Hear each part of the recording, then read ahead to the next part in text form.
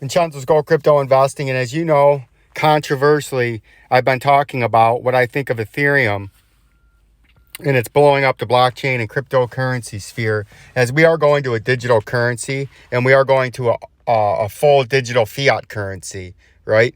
And the important thing you got to understand is there's major implications that are going to take place when you go to a global digital fiat currency.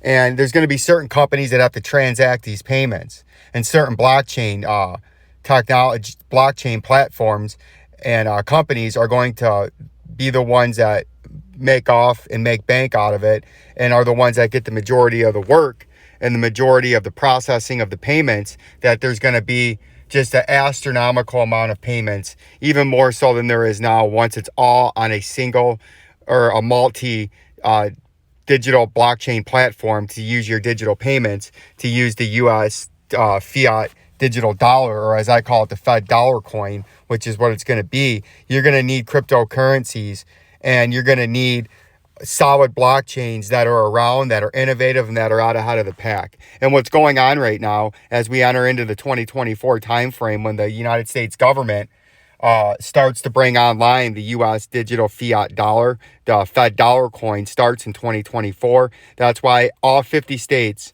and the federal government are actively passing, implementing the laws that take effect, some of them as soon as 2023, as far as regulating cryptocurrencies, right? And securities and all that nonsense, and tightening up what they're doing on that end of it, making way for what's going to start in 2024. And Ethereum is out ahead of the pack because, as you know, Ethereum right now is actively switching over from what it was, which was a proof of work concept, to a proof of stake concept.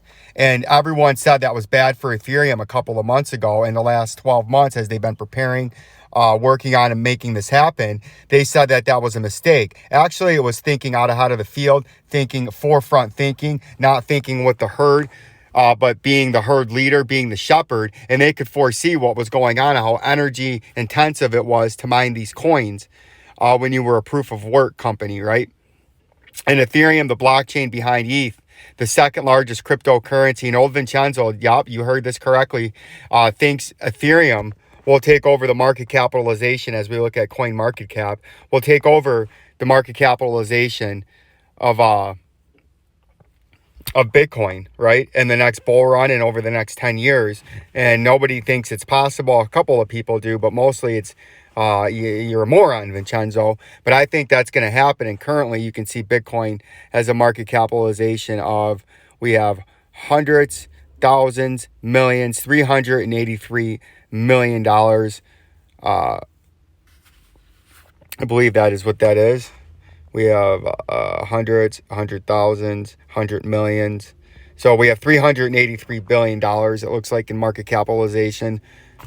753,339,980 dollars in the Bitcoin market capitalization. And right now we have 193,606,163,700, and it's funny, the number I always use, $69 in Ethereum market capitalization.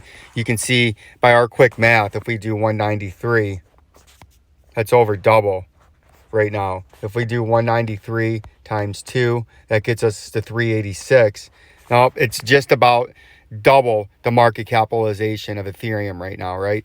So I think this is going to be very interesting to watch. And I do think Ethereum, with what it did, and I've been saying it's big news going to a proof of stake because of what the government regulations are doing. As you can see over here, the White House has been breaking news the last couple of months, and this is from Barron's. White House is mulling a ban of Bitcoin mining. The White House has floated the possibility of limiting or eliminating the proof of work mechanism that underpins Bitcoin and its blockchain network, a move that would strike a blow at the heart of the digital asset economy, which it would. But they're mulling over that because they're all in this 100% climate war. As phony as I think it is, they're going after energy, cheap, affordable energy, and things that use cheap, affordable energy that they say is a waste, essentially, is what the government's saying. They're going to look to get rid of it and use the fight to save the planet that they've been fighting each year, a different thing. In the 1950s, acid rain. The 1960s, we were going to be in an ice age. The 1970s, the ozone layer was melting. The 1980s, what was going on? The global warming hysteria was starting. The 1990s, the ice cap in the Arctic was going to melt, right? The 2000s, the big flood was going to happen due to the ice cap melt. Now it's just another nonsense. It just never stops. And Ethereum was ahead of the pack. By market cap worth 200 billion, with an attempt to do what no major blockchain has ever done: switch consensus mechanisms, how computers agree on the state of the network, from proof of work that the US government's mulling over and will eventually start harshly regulating, to proof of stake, a more green energy and less energy intensive way to do these coins and run these blockchains. What impact will this transaction, referred to as the merge, have on the dominant cryptocurrency Bitcoin? As you can see, what's going on with the news, this is going to be critical for Ethereum overtaking, being inventive, being out of the head of the pack, and evolving to the current time, and not being the stale dinosaur that Bitcoin is, because it doesn't evolve. It just stays the same.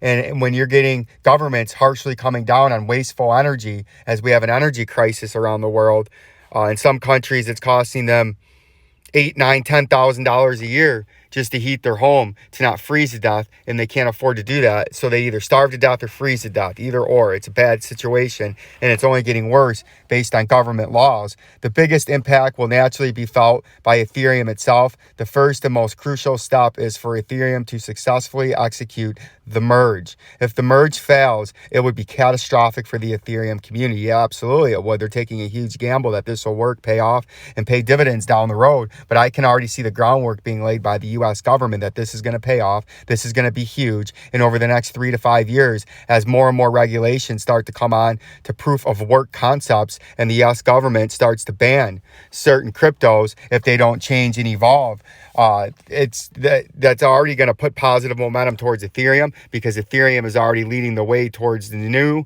way and the new age of mining and running blockchains and running these cryptocurrencies as energy efficient, more green, and more appeasing to regulators and governments around the world, especially the United States government and Europe and places like that are green to the bone, that are going after this energy, the climate war, 100% boots on the ground. You have to be innovative, and you have to be thinking forward thinking, and that's what Ethereum's doing. And this is another reason why Ethereum, in the digital age, the 2024 start of the digital cashless society that is going to change the way the world is ran, is out ahead of the field 100-fold. They're running laps around Bitcoin. They're so far ahead of Bitcoin still thinks it's winning, right? Bitcoin doesn't understand, and the Bitcoin fanatics don't understand how far behind Bitcoin is than Ethereum, especially when you get these government regulations and outside source actually determining the winners and losers, and Ethereum is on the side switching the proof of stake that the government wants, right? So this is going to be very critical, and this is something we're going to need to keep paying attention to as this unravels and unfolds over the next 3 to 5 years, and we'll see how it all